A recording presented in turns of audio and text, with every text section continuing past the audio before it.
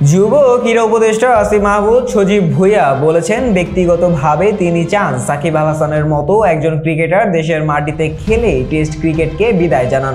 দেশে খেলতে এলে সাকিবকে পূর্ণ নিরাপত্তা দেওয়ার আশ্বাসও আরও একবার দিয়েছেন তিনি।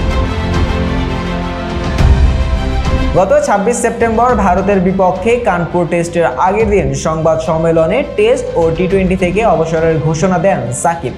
সঙ্গে জানান, দক্ষিণ আফ্রিকার বিপক্ষে মিরপুরে খেলেই বিদায় নিতে চান টেস্ট ক্রিকেট থেকে।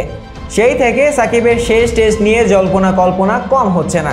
অনেকে তো ধরেই নিয়েছেন ভারতের বিপক্ষে কানপুরেই তিনি শেষ টেস্ট খেলে ফেলেছেন। সেটার অবশ্য কারণও ছিল। মিরপুরে শেষ টেস্ট খেলার ইচ্ছার কথা জানিয়ে সাকিব কানপুরে এও বলেছিলেন, আমি যেন গিয়ে খেলতে পারি এবং নিরাপদ অনুভব করি। যখন দেশের বাইরে আসার দরকার হবে, দেশের বাইরে আসতেও যেন আমার কোনো সমস্যা না হয়।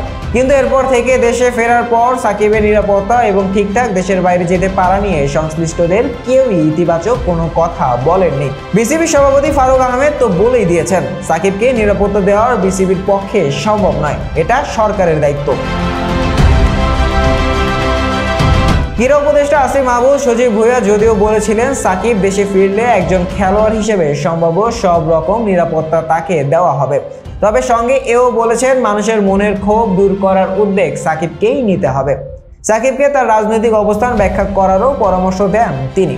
দেশে সাকিবের শেষ টেস্ট খেলা নিয়ে এত কথা হতে থাকলেও কানপুরে ওই সংবাদ সম্মেলনের পর সাকিব এ ব্যাপারে এখন পর্যন্ত একেবারেই নিশ্চুপ।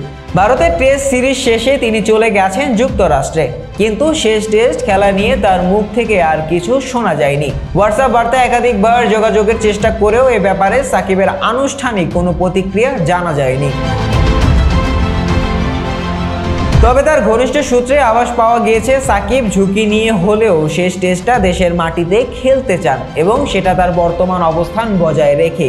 এর মধ্যেই সংযুক্ত আরব আমিরাতের শারজায় নারী টি-20 বিশ্বকাপ দেখতে গিয়ে বৃহস্পতিবার ক্রীড়া উপদেষ্টা সাংবাদিকদের বলেছেন, তিনি এমন একজন খেলোয়াড় যার দেশের জন্য অনেক অবদান রয়েছে। তিনি যেহেতু বাংলাদেশে নিজের শেষ টেস্ট খেলতে চান, আমি ব্যক্তিগতভাবে চাই সেই সুযোগ তিনি পান।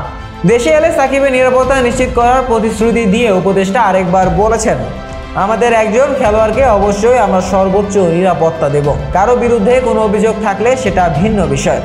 সেই বিষয়ে আমি কিছুই বলতে পারি না, কারণ সেটা আইন মন্ত্রণালয়ের বিষয়। আমরা সাকিব আল হাসানের নিরাপত্তার কথা এরই মধ্যেই বলেছি, এটা আমরা নিশ্চিত করব।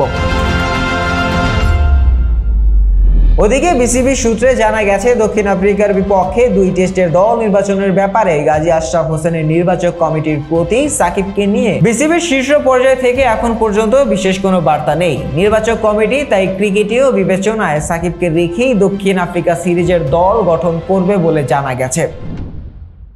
শাহরিয়ার আহমেদ জয়, ডেস্ক রিপোর্ট, আইকন স্পোর্টস।